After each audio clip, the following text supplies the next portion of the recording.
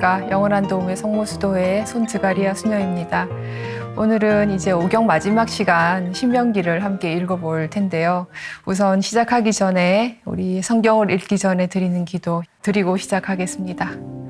성부와 성자와 성령의 이름으로 아멘. 성경 안에서 저희를 친절히 만나주시는 아버지, 넘치는 성령의 빛으로 제 눈을 열어주시어 당신의 빛을 보게 하시고 제 귀를 열어주시어 당신의 말씀을 듣게 하시며 제 마음을 열어주시어 당신의 생명을 받아 안게 하소서. 그리하여 말씀의 신비가 얼마나 넓고 높고 깊은지 깨달아 알고 인간의 모든 지식을 초월한 그리스도의 사랑에 대한 뜨거운 감동으로 저의 모든 일상생활 가운데 새로운 기쁨과 당신의 능력이 빛나게 해주시며 저의 모든 형제들과 함께 당신의 영광을 찬미하게 해주소서. 우리 주 예수 그리스도를 통하여 비나이다. 아멘. 성부와 성자와 성령의 이름으로 아멘.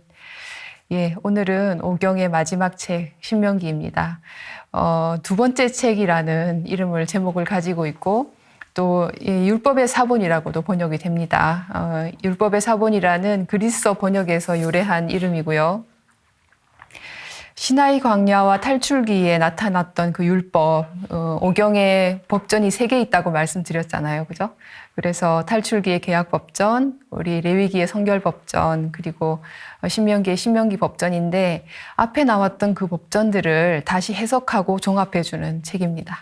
그리고 첫 번째 율법이 우리 앞에 탈출기 때 받았던 첫 번째 율법이 어떻게 해석되고 다시 읽혀지는지 모세의 권위로 다시 이야기해주는 법입니다. 모세하고 관련이 있겠죠.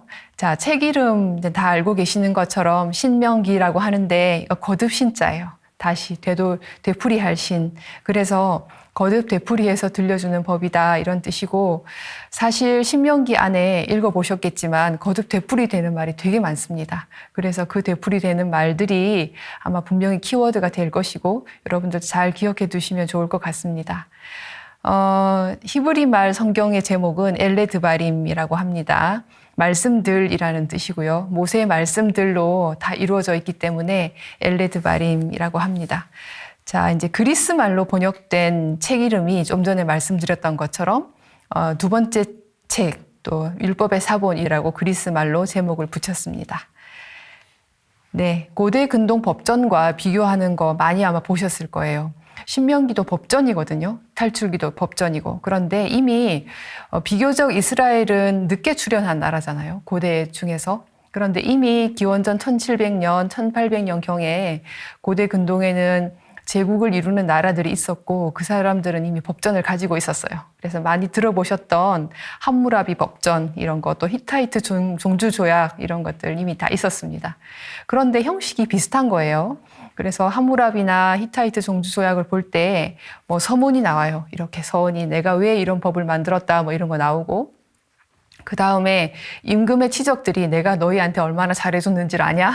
이런 임금의 치적들이 나오고 그 다음에 개별 법령들이 이제 쭉 구체적인 조항들이 나오고 마지막에 안 지키면 저주받을 거야. 지키면은 내가 잘해줄게. 뭐 이런 식의 축복과 저주 조항이 나옵니다. 그런데 신명기 율법도 봤더니 비슷한 거예요. 그 형식과. 그래서 아마도 영향을 받았을 것이다 라고 보는 겁니다. 다만 고대 근동 법전과 비교했을 때 형식상의 유사성은 있지만 내용이 결정적으로 다른 부분들이 있더라 하는 것입니다. 우리 창세기에서 창조서라도 고대 근동의 영향을 많이 받았고 비슷한 소재들로 쓰여졌지만 어떤 부분에서 결정적으로 다른 것들 아마 보셨을 겁니다. 그래서 고대 근동의 법들은 글쎄요, 임금의 일방적인 어떤 조항들이 많다면 신명기 법전 같은 경우에는 하느님과 이스라엘의 계약은 굉장히 인격적이고 관계적입니다. 그리고 하느님의 마음과 인내와 자비와 이런 것들이 표현되어 있는 것이 근본적으로 다른 부분이겠습니다. 오늘 이제 읽으시면서 구체적으로 어떤 부분들이 고대 근동의 법과 다른지 보시면 되겠습니다.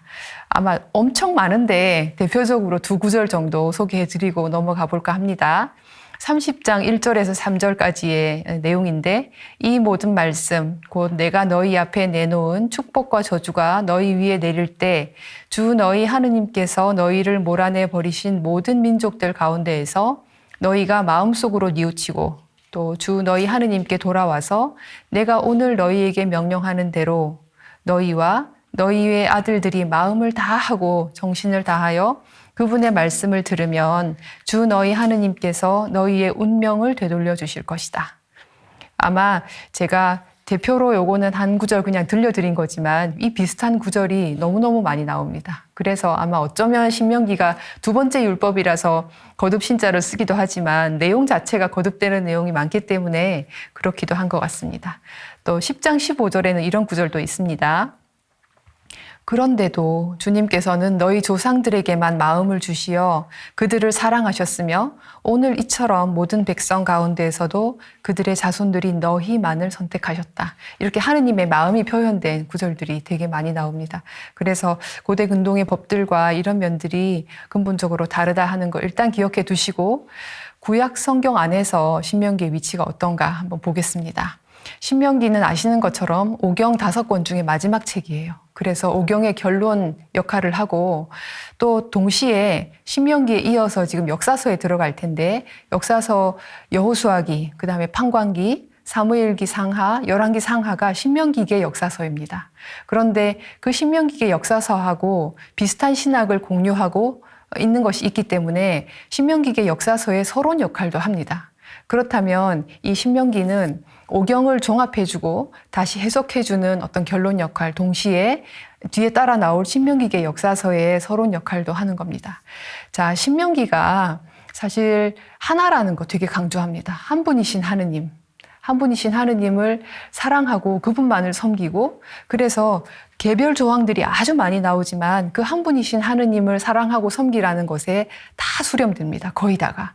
그런데 신명기의 역사서는 우리가 어느 지점에서 바빌론 유배라는 이 엄청난 시련을 당했어야 되는가, 이런 일을 우리가 왜 당했어야 되는가 하는 것을 성찰한 지점이 신명기의 역사서에 나와 있는 거거든요. 그런데 하느님께서 약속해 주신 그 약속의 땅에 들어가서 신명기에서 일러준 이 법들을 잘 못 지킨 거예요. 잘 못 지키고 실패했다는 이야기가 사실은 신명기의 역사서의 결론이고 이 사람들의 성찰이에요. 그렇다면 이 신명기가 지금 계속 드러내고자 하는 한 분이신 하느님을 정말 사랑했느냐, 온 마음을 다해서 사랑했느냐 하는 것들을 계속 이야기할 텐데, 그렇다면 이어서 나올 여호수아기부터 열왕기 하권까지의 신명기의 역사서에서도 이 신학을 견지하고 있을 거예요. 그런 의미에서 신명기는 신명기의 역사서의 서론 역할을 한다고 보실 수 있습니다. 네, 구조는요. 전체적으로 구조는 크게 네 부분 정도로 나눌 수가 있습니다. 3개의 설교와 1개의 부록으로 나눌 수 있는데, 첫 번째는 1장부터 4장 43절까지 첫째 설교라고 보고 있습니다. 그런데 역사적인 회고 부분이에요. 우리를 어떻게 여기까지 이끌어 오셨는지.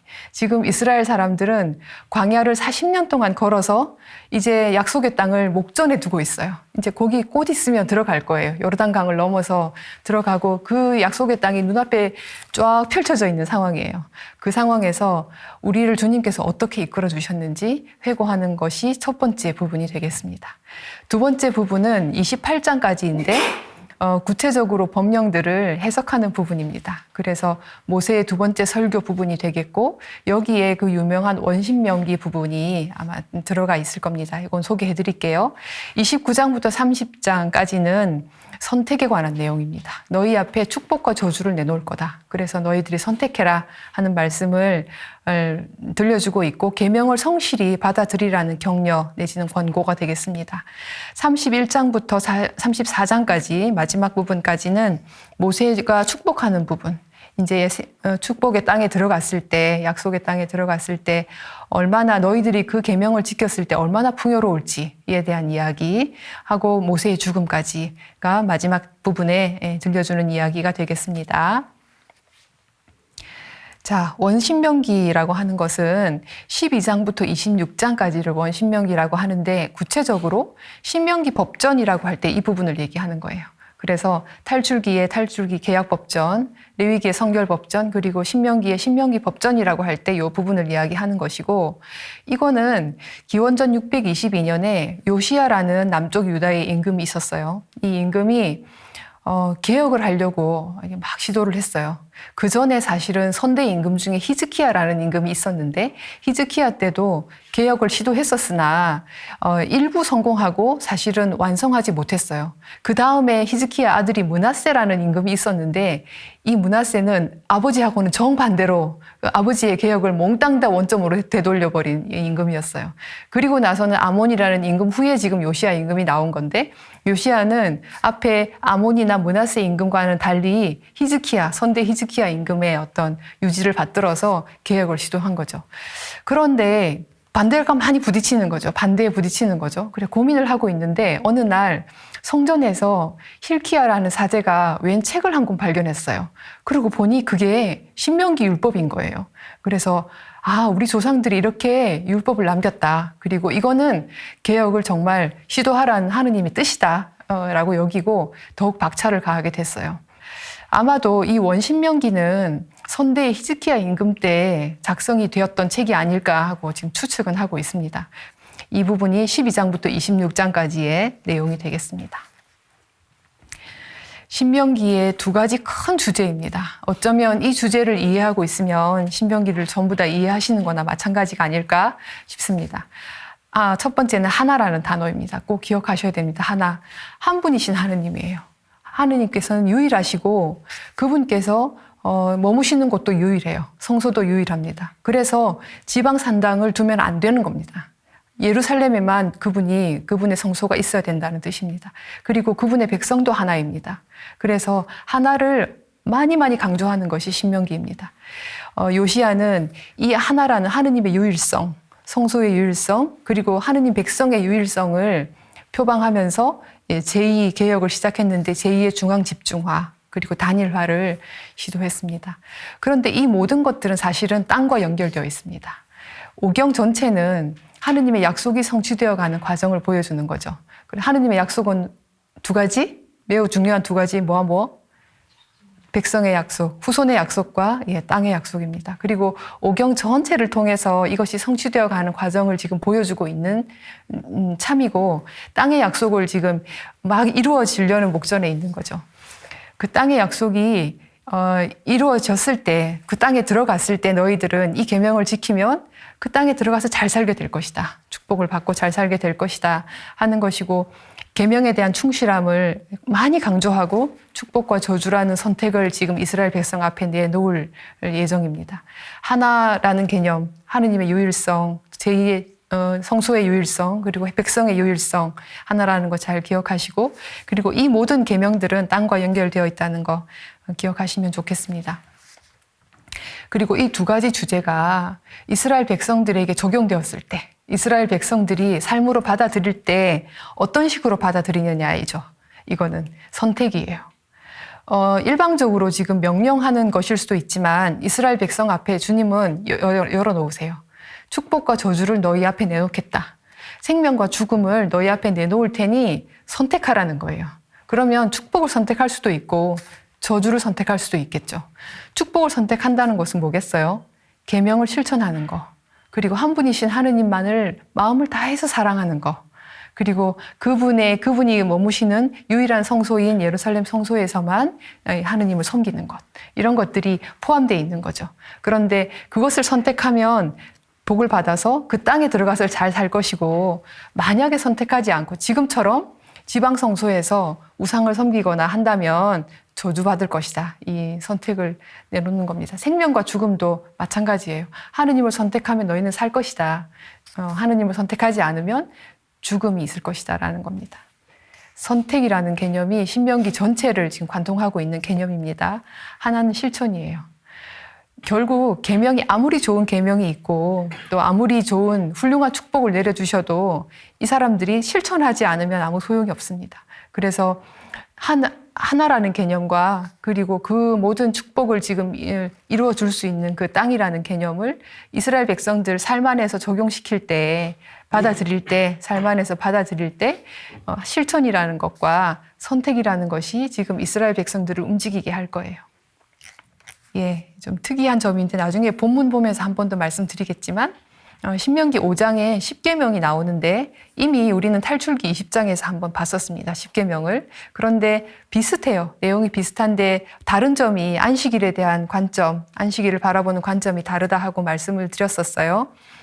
이 10계명은 이스라엘의 계약 이야기에서 중심 위치를 차지합니다. 그래서 탈출기에서도 계약법전이 아주 구체적인 법령들이 많지만 그것을 핵심 요약하는 것이 10계명이었잖아요. 그래서 신명기도 마찬가지로 그 역할을 하고 있고 이스라엘 백성들이 이 계명들을 통해서 10계명을 통해서 지키고자 했던 어떤 삶의 중심이 드러나는 것이 10계명이라고 보시는 겁니다. 그런데 10계명의 내용을 보면 그들이 삶의 중심이 어디에 있었는지 아실 수 있겠죠. 즉 하느님과 인간에 대해서 관심이 있어요. 이 사람들은 하느님과 인간에 대해서 그 관계에 대해서 관심이 있어요. 그리고 공동체를 보호하려고 해요. 이웃과 가족과 공동체를 보호하려고 하고 또 우리가 누군지 자꾸 알려고 해요. 계명들을 통해서. 그리고 인간과 이웃에 대한 배려가 두드러지는 것이 이스라엘 법의 특징이기도 합니다. 그래서 10계명을 통해서 이 사람들의 삶의 중심을 알 수가 있는데 이러이러한 것들이 있다 하는 거 기억해 두시면 되겠습니다. 네, 그리고 이스라엘 법의 사회적 측면이에요. 사실 하느님과의 관계는 수직적인 구도이죠. 하느님을 잘 섬기고 예배하고 이런 차원일 거예요.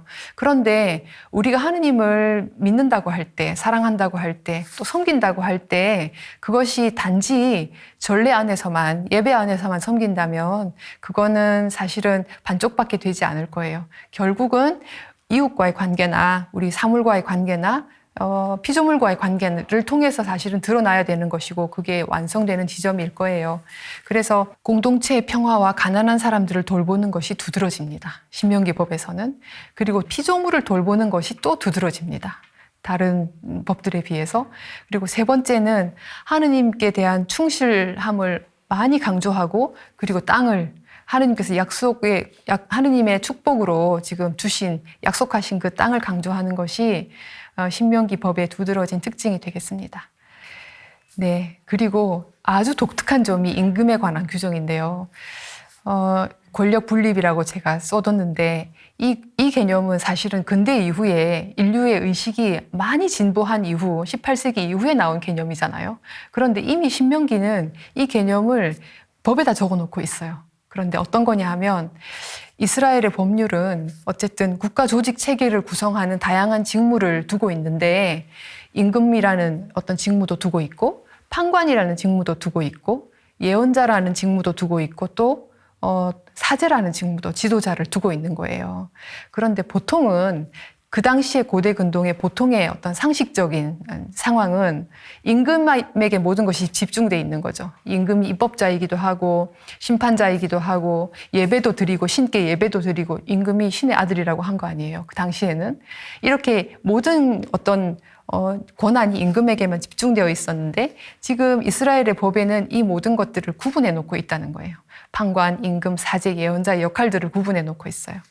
재판은 판관 보고 하라 그래요. 판관 보고. 그리고 군대는 지파별로 장수가 통솔하도록 따로 두는 거죠.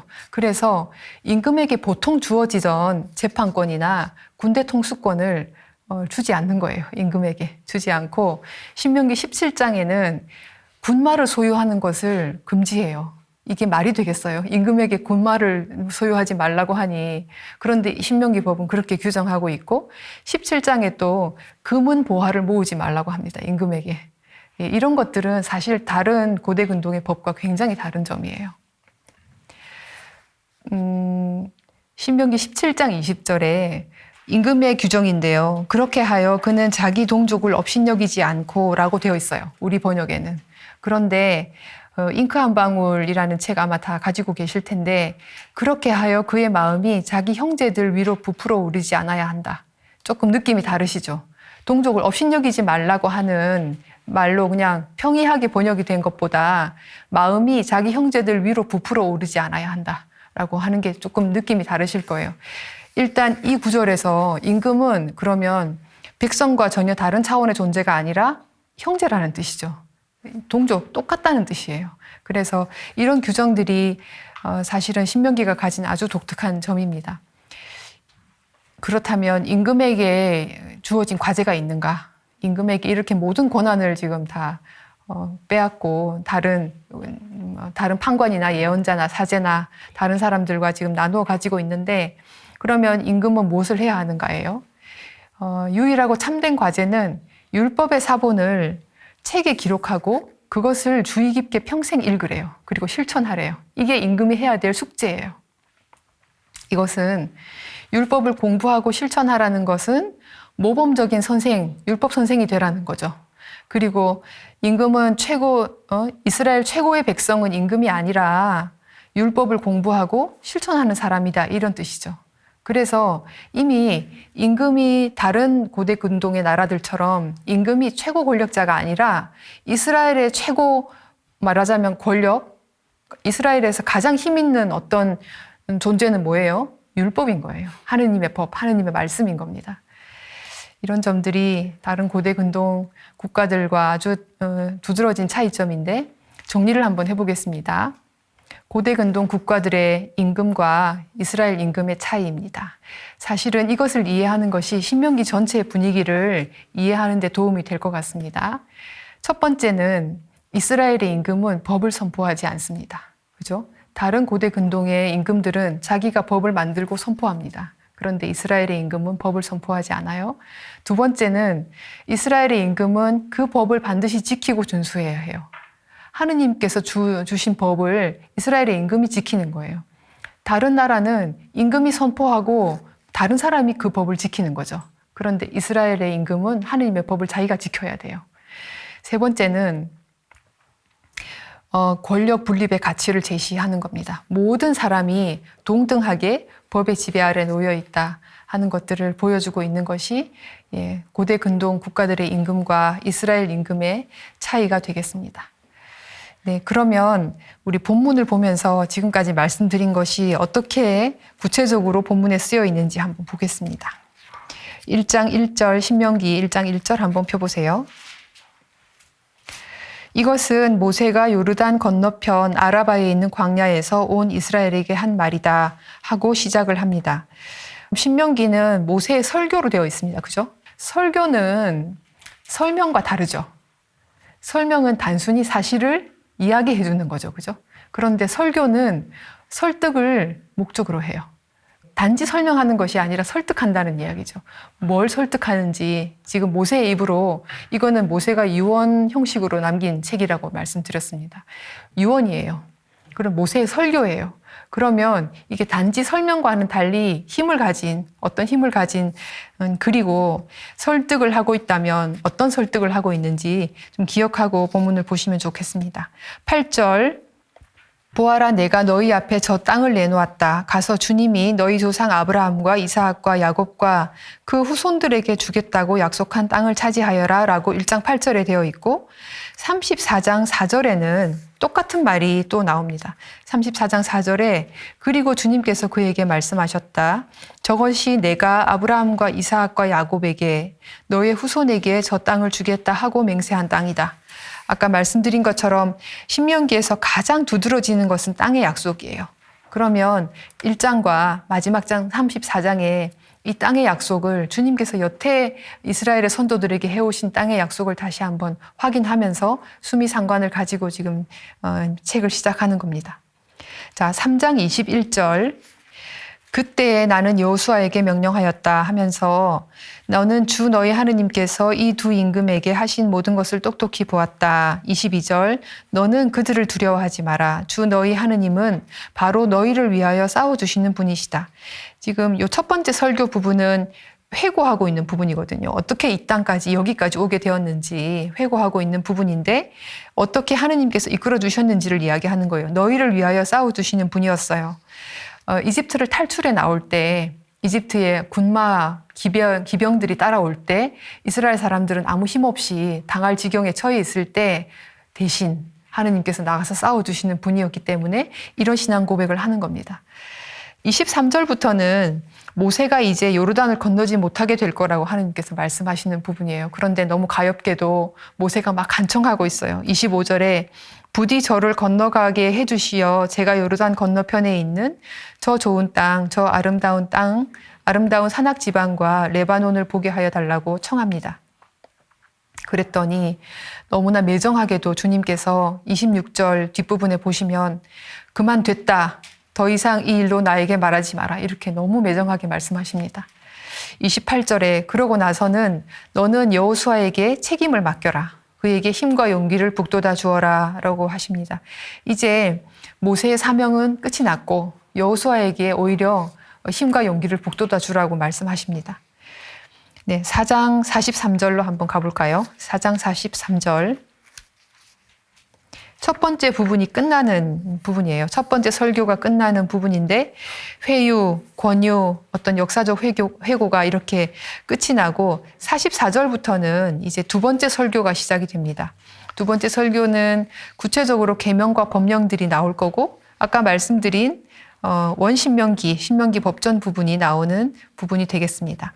5장부터 지금 십계명이라고 되어 있는데 말씀드린 것처럼 이스라엘 사람들이 삶의 중심으로 삼는 그런 원칙들이 지금 십계명에 반영되어 있다고 말씀드렸고 하느님과 인간에 대한 관심 그리고 그게 기준이 된다면 그 하느님과 인간의 관계가 공동체는 어떻게 포용하는지 피조물은 어떻게 포용하는지에 대한 이야기를 십계명에서 보실 수 있습니다. 너는 이집트 땅에서 종살이를 하였고 주 너희 하느님이 강한 손과 뻗은 팔로 너를 그곳에서 이끌어내었음을 기억하여라. 그 때문에 안식일을 지키라고 합니다. 자, 탈출기 20장에는 십계명, 탈출기에서 보여준 십계명에는 창조의 그날을 기억해서 창조를 다 하시고 마지막 날 하느님께서 그 시간을 거룩하게 하신 것을 기억해서 안식일을 지켜라 하고 말씀하신 것에 비해서 지금 신명기는 이집트 탈출을 기억하고 하느님께서 구원해 주신 그것을 기억하고 안식일을 지키라고 명령하고 있습니다. 6장 한번 보겠습니다. 6장은 주 너희 하느님을 사랑하여라 라고 제목이 되어 있는데 6장은 글쎄요 신명기 전체의 주제가 아주 핵심적으로 들어있는 장이 아닌가 싶습니다. 6장 2절 그것은 너희와 너희 자손들이 평생토록 주 너희 하느님을 경외하고 내가 너희에게 이르는 그분의 모든 규정과 계명을 지켜 오래 살게 하려는 것이다. 너희 자손들이 평생토록이라고 하는 이 구절 보세요. 신명기가 여기서 끝나지 않고 세세대대로 살아있는 법이 될 거라는 얘기인 거죠. 너희 자손 대대로 신명기 법을 기억하라는 이야기이고 6장 4절은 지금 별표 5개 치셔도 됩니다. 이스라엘아 들어라. 주 우리 하느님은 한 분이신 주님이시다. 너희는 마음을 다하고 목숨을 다하고 힘을 다하여 주 너희 하느님을 사랑해야 한다. 이게 사실은 신명기 전체입니다. 그래서 이것 때문에 하느님의 땅의 약속을 믿고 계명을 지키는 거고 이것 때문에 피조물을 돌보는 것이고 이것 때문에 공동체를 배려하는 겁니다. 하느님과의 관계 때문에 그렇습니다. 20절 보겠습니다. 6장 20절.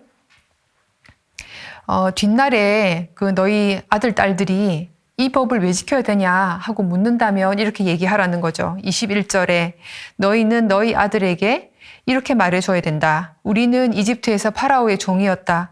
그러나 주님께서는 강한 손으로 우리를 이집트에서 이끌어내셨다. 이도 역시 기억해야 하는 신명기가 여기서 끝나는 법이 아니라 세세대대로 기억해야 되는 그리고 그 기억해야 되는 지점이 우리는 파라오의 종일 따름이었는데 주님께서 강한 손으로 우리를 구해주셔서 지금 이렇게 자유인이 되었다라는 것을 기억하고 후손들에게 알려주라는 이야기입니다. 네, 7장 보겠습니다. 7장 6절. 이는 너희가 주 너희 하느님의 거룩한 백성이며 주 너희 하느님께서 너희를 선택하시어 땅 위에 있는 모든 민족들 가운데서 너희를 당신 소유의 백성으로 삼으셨기 때문이다. 지금 그 전에 우상 숭배하지 마라 뭐 이런 얘기를 했었어요. 그리고 왜냐하면 우상 숭배를 왜 하지 말라고 하느냐 하면 너희를 모든 민족들 가운데서 내 소유로 삼았기 때문이다. 그런데 중요한 것은 7절에 주님께서 너희에게 마음을 주시고 너희를 선택하신 것은 너희가 어느 민족보다 수가 많아서가 아니다. 예, 이스라엘 민족들이 수가 많거나 이거는 잘났기 때문이 아니라는 말이죠. 이스라엘이 뭘 잘했기 때문에 이스라엘을 선택한 것이 아니라 뭐예요? 순전히 하느님의 은혜로 이스라엘을 선택했다는 이야기입니다. 8장 6절 가볼게요.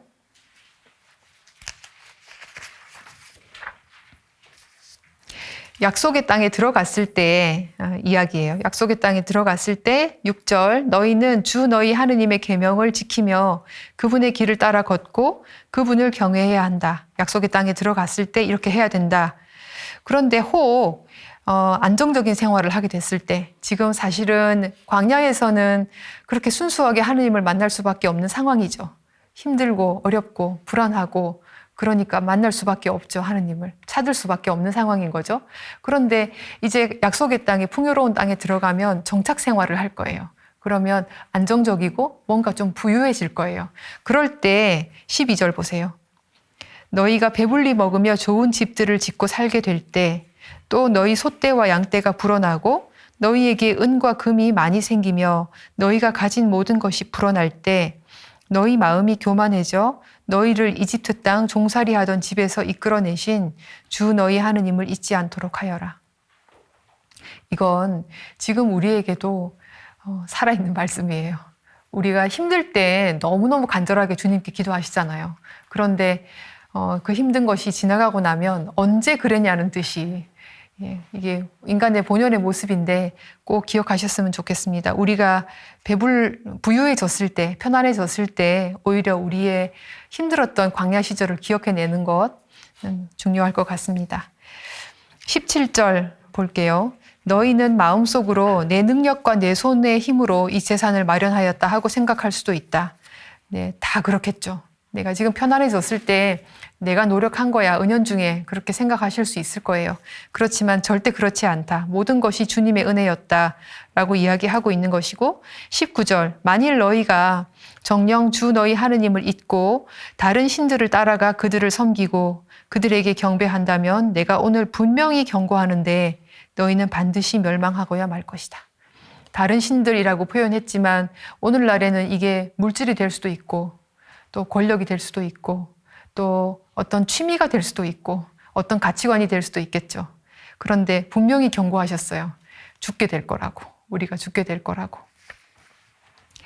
네, 10장 12절 보겠습니다. 10장 12절. 하느님께서 주신 그 법은 사랑과 순종의 법이에요. 그런데 12절에 이제 이스라엘아 주 너희 하느님께서 너희에게 요구하시는 것이 무엇이겠느냐 그것은 주 너희 하느님을 경외하고 그분의 모든 길을 따라 걸으며 마음을 다하고 목숨을 다하여 그분을 섬기는 것 그리고 계명과 규정들을 지키는 것이다 하고 이야기하면서 15절 그런데도 주님께서는 너희 조상들에게만 마음을 주시어 그들을 사랑하셨으며 오늘 이처럼 모든 백성 가운데에서도 그들의 자손들인 너희만을 선택하셨다. 아까 말씀드린 유일성이 잘 드러나는 부분이죠. 하느님도 한 분이고 그분의 성소도 한 곳이고 그분의 백성도 하나예요. 그래서 너희만을 선택하셨다. 16절 그러므로 너희 마음에 할례를 행하고 사실 이 할례는 아브라함 계약의 표징이었죠. 그리고 아브라함 계약의 표징일 때는 마음의 할례가 아니었고 몸에다가 그 표징을 새기는 거였어요. 할례. 그런데 이제는 마음의 할례라고 하면서 그 할례를 해석하고 확장하고 있죠. 신명기는. 자, 마음의 할례를 받는 것이 어떤 것인가 잘 기억하셨으면 좋겠습니다. 18절. 이스라엘의 법이 신명기 법이 하느님과의 관계에만 머물지 않고 사회적 차원으로 확대되고 결국은 실천하고 어떤 이웃을 돌보고 공동체를 아끼고 사랑하는 것에서 마침표가 찍어져야 하는데 그것에 대한 이야기예요. 28절은 또한 그분은 고아와 과부의 권리를 되찾아 주시고 이방인을 사랑하시어 그에게 음식과 옷을 주시는 분이시다. 너희는 이방인을 사랑해야 한다. 너희도 이집트 땅에서 이방인이었기 때문이다. 한시도 잊지 말라고 하세요. 이집트 땅에서 우리가 누구였는지, 이집트 땅에서 우리는 이방인이었고 노예였습니다. 그런데 그것을 기억하고 이방인을 사랑하고 고아와 과부를 돌봐줘라. 이게 단순히 고아와 과부를 돌봐주어라 좋은 일이니까 그거는 사회복지나 다름없습니다. 그런데 고아와 과부를 돌봐주어야 되는 이유는, 이방인을 돌봐줘야 되는 이유는 그들이 하느님 것이기 때문입니다. 그죠? 하느님을 섬기는 거예요. 신명기의 모든 주제는 오직 하느님을 사랑하고 하느님을 섬기고 사랑하는 거, 그분만을 따르는 거예요. 그분의 계명만을 지키는 겁니다. 그런데 이 사람들이 하느님 것인데 그 사람들을 무시하고 돌보지 않으면 안 된다는 거예요. 하느님 것이기 때문에. 11장 13절 볼까요? 11장 13절. 내가 오늘 너희에게 명령하는 계명을 잘 들어서 너희 하느님을 사랑하고 마음을 다하고 목숨을 다하고 그분을 섬기면, 거듭 나오죠, 이 말이. 마음을 다하고 목숨을 다하고. 이 피조물에 관한 것인데 14절 보세요. 주님께서 너희 땅에 제때 비를, 이른 비와 늦은 비를 내려주셔서 너희가 곡식이 잘 되게 할 것이다. 그런데 만약에 16절에 마음의 유혹을 받아서 길을 벗어나 다른 신들을 따라간다면 17절 뒷부분에 비가 내리지도 않고 땅이 소출을 내어주지 않을 거다. 너희는 주님께서 너희에게 주시는 좋은 땅에서 바로 멸망할 것이다. 이 말은 하느님께 대한 신실함이 어떻게 땅과도 연결되어 있다는 말이에요. 네, 이제 12장부터 아까 말씀드린 26장까지 원신명기 부분입니다. 12장 5절, 너희는 주 너희 하느님께서 당신의 이름을 두시고 당신의 거처로 삼으시려고 너희 모든 지파 가운데 선택하신 곳을 찾아가야 한다. 아까 말씀드린 성소의 유일성이 잘 나타나죠. 예루살렘 성소를 이야기합니다. 성소의 유일성. 그곳으로 가야 한다. 하느님을 섬기기 위해서는. 12장 11절의 뒷부분 한번 볼게요. 주 너희 하느님께서 당신의 이름을 머무르게 하시려고 선택하시는 곳으로 가져가야 한다. 역시 유일한 성소 이야기를 하고 있습니다. 예루살렘입니다. 14장 27절. 11조 규정인데 이 11조 규정은 그냥 10분의 1을 낸다가 아니라 조금 더 세분화되어 있었어요. 그래서 매해 내는 11조가 있었고 3년마다 한 번씩 내는 11조가 또 따로 있었어요. 그런데 27절 보시면 또한 너희 성 안에 사는 레위인들도 저버려서는 안 된다. 그들에게는 너희와 함께 받을 목도 상속 재산도 없기 때문이다. 다 상속 재산을 나눌 때 레위인들은 재산을 주지 않았잖아요. 그리고 다른 지파들이 이렇게 레위인들을 먹여 살렸어야 되는 거예요. 그런데 28절에 보시면 너희는 새해마다 끝에 새해마다 한 번씩 11조를 내라는 규정이고 소출의 10분의 1을 모두 가져다가 너희 성 안에 저장해둬라 하면서 29절, 그러면 너희 성 안에서 너희와 함께 받을 목도 상속 재산도 없는 레위인과 이방인과 고아와 과부가 와서 배불리 먹게 될 것이다. 그러면 주 너희 하느님께서는 너희가 하는 모든 일에 복을 내리실 것이다. 이 3년마다 한 번 내는 11조 규정은 땅을 상속받지 못하는 사람들에게 따로 떼어서 주어지는 몫이었어요. 그래서 이것이 얼마나 소외된 사람들을 기억하고 재산이 없는, 상속 재산이 없는 사람들을 제도적으로 기억하고 있는지 잘 아실 수 있는 부분입니다. 네, 15장은 지금 안식년하고 비슷한 규정이에요. 그래서 안식년은 6년 동안 이렇게 농사를 짓고 7년째에 땅을 묵게 하는 거잖아요. 이렇게 놀리게 하는 거잖아요. 그런데 그 땅을 놀릴 때 그 땅에 대한 배려이기도 하고, 그리고 6년 동안 계속 농사를 지었기 때문에 거기에서 나는 저절로 두어도 소출이 있는데 그것은 가난한 사람들과 들짐승이 먹기에 그냥 둬라 하는 규정이 안식년 규정이었어요. 그런데 비슷하게 1절에 보시면 7해마다 빚을 탕감해 줘야 된다. 탕감에 관한 규정은 이러하다. 이웃에게 빚을 준 사람은 자기가 꾸어준 것을 탕감해 줘야 된다. 7년 지나면 그냥 탕감해 주라는 얘기예요. 자, 7절도 한번 볼까요? 15장 7절. 역시 사회적 차원입니다. 공동체를 돌보는 차원. 주 너희 하느님께서 너희에게 주시는 땅 어느 성에서 너희 동족 가운데 가난한 이가 있거든 가난한 그 동족에게 매정한 마음을 품거나 인색하게 굴어서는 안 된다 하고 이야기하고 있습니다. 9절 마지막 부분 좀 볼게요. 그가 너희를 걸어 주님께 호소하면 너희에게 죄가 될 것이다. 가난한 사람을 해치지 않았어요. 그냥 도와주지 않은 것뿐이에요. 그런데 어떻게 되는 거예요? 죄가 된대요. 주님께. 그 사람이 호소하면 주님께 죄가 될 거라고 이야기하고 있습니다.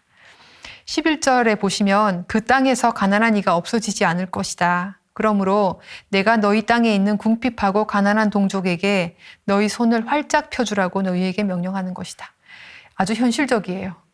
이 신명기 법은 너희들이 계명을 잘 지키면 무조건 잘 살 거야. 핑크빛 미래를 그냥 환상적으로 제시하지 않습니다. 가난한 사람이 없어지지 않을 거래요. 굉장히 현실적으로 짚어주고 있어요.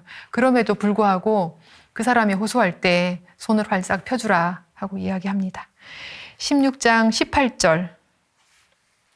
이제 드디어 판관이 지켜야 되는 규정이 나옵니다. 아까 말씀드린 것처럼 이스라엘에서 백성들의 지도자 위치에 있는 사람들의 역할을 이렇게 구분해 놓고 있는데 판관과 임금과 사제와 예언자를 구분해 놓고 있는 중에 이 부분은 16장 18절은 판관이 지켜야 될 규정입니다.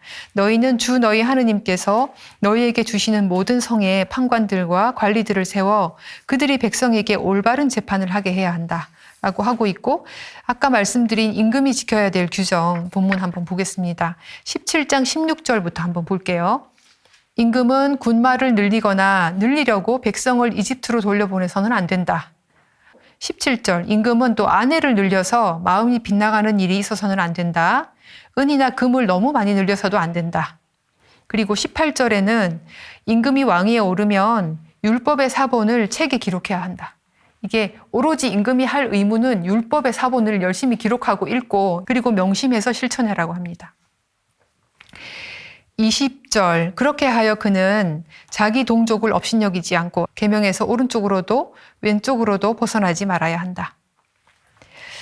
지금 이렇게 적어놓고 있는 이 임금의 규정은 바벨론 유배 이후에 적혀졌겠죠. 바벨론 유배 이후에 이미 왕정이 몰락한 상태이고 이스라엘에는 임금이 없는 상태예요. 그리고 그 땅에 들어가서 왕정이 쭉 지속되었을 때 다윗 임금부터 솔로몬 그리고 남북 왕정 시대를 거쳐서 왕정이 지속되었을 때 우리는 이 신명기에서 말씀하시는 계명을 잘 지키지 못해서 실패했어라고 하는 것이 역사서의 결론입니다. 그런데 이 사람들이 이 규정을 임금에 대한 규정을 적을 때 아마도 한 사람이 머릿속에 이렇게 떠올랐을 것 같아요. 자, 이집트로부터 말을 들여와서 기마와 기병을 조직하고 예루살렘에 배치했던 사람. 또 궁전을 자기가 살 궁전을 어마어마하게 크게 지어서 궁전을 짓는 데는 13년, 성전을 짓는 데는 7년이 걸렸던 사람. 그리고 후궁이 300명, 아내가 700명이 있었던 사람. 또 이 사람 누굴까요? 솔로몬 임금. 예. 솔로몬이 처음에는 되게 지혜로운 임금이었지만 이런 실정들을 거듭하면서 실은 나라가 남북으로 나뉘어지고 결국은 하느님의 진노를 사게 되었는데 이 솔로몬을 염두에 두었을 거예요. 그리고 솔로몬에게 그런 식으로 권력이 집중될 때 어떤 일이 벌어지는지 경험으로 알게 되었을 테고 그래서 임금의 규정을 아마 이렇게 썼을 것 같습니다. 인류가 근대에 와서야 생각하게 된 이 어떤 시스템을 이미 신명기는 제시하고 있었고 그 안에서 정말 하느님을 온전히 사랑하기 위해서 한 사람에게 하느님의 버금가는 권력이 집중되면 안 되겠다 생각을 하게 된 겁니다.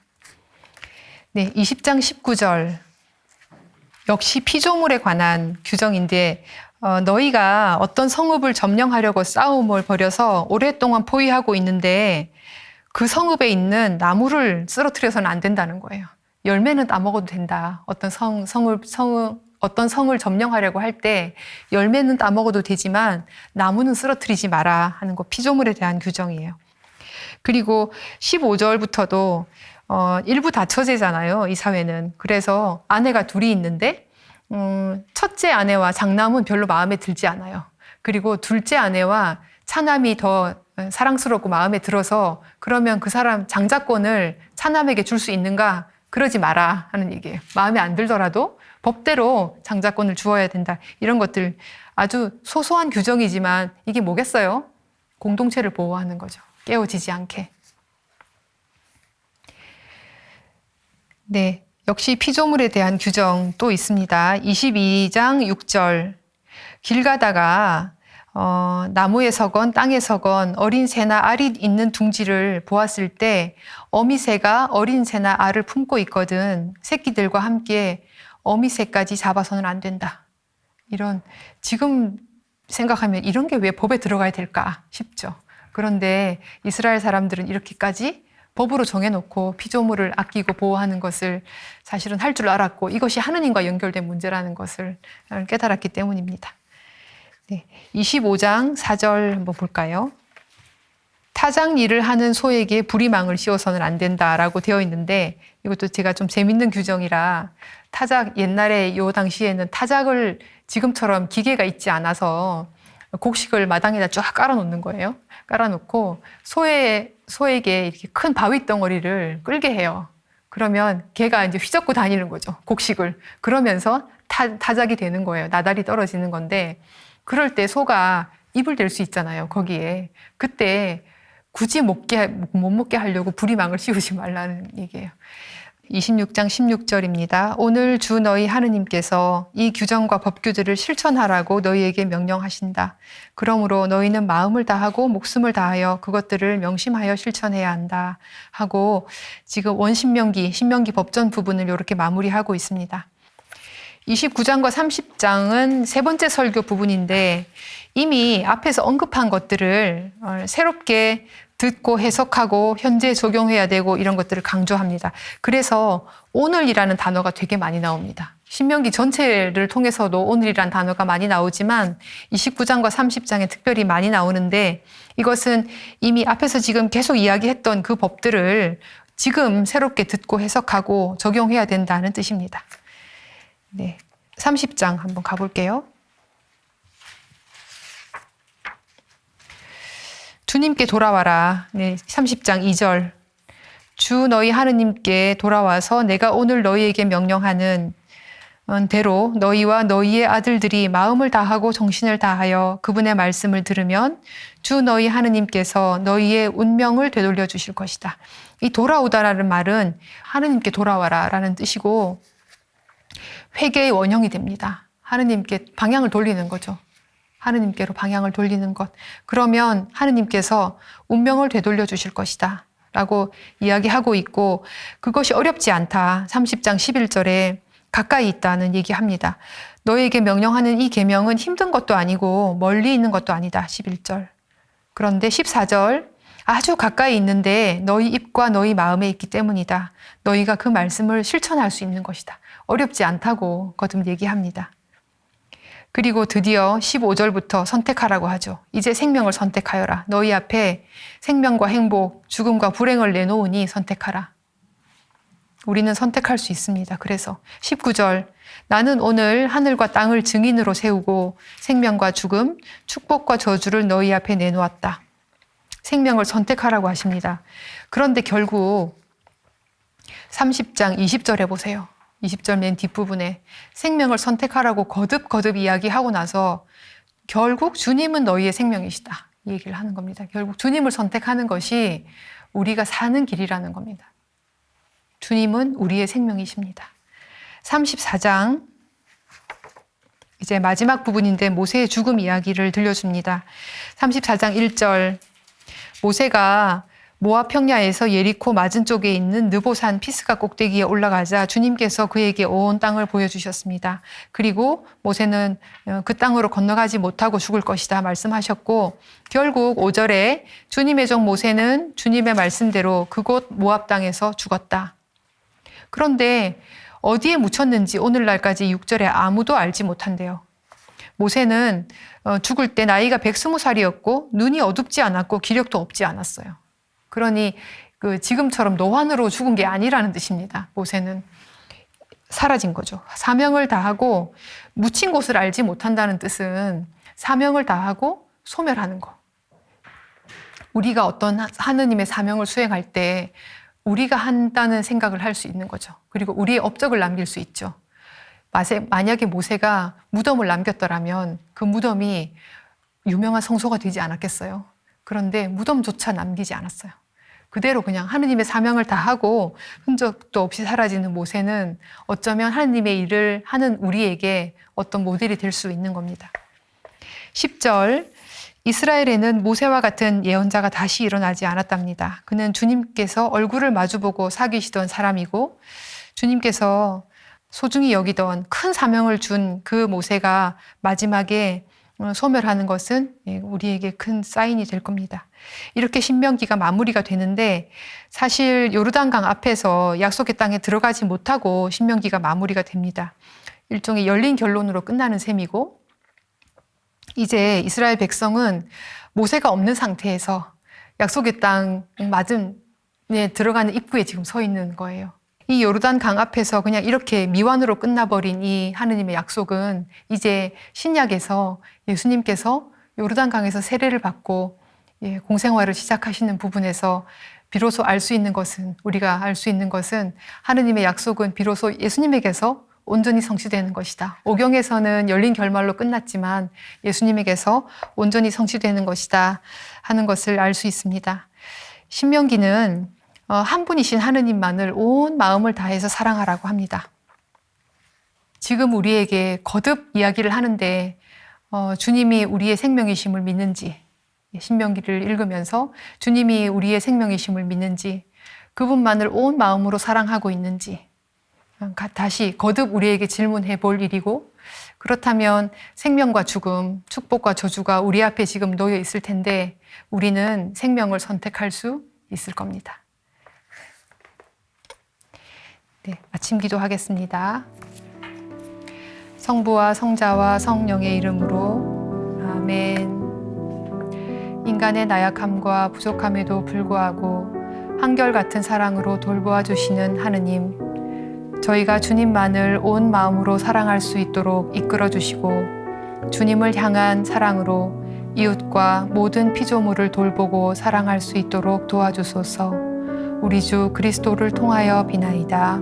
아멘. 영원한 도움의 성모님, 저희를 위하여 빌어주소서. 성 요셉, 저희를 위하여 빌어주소서.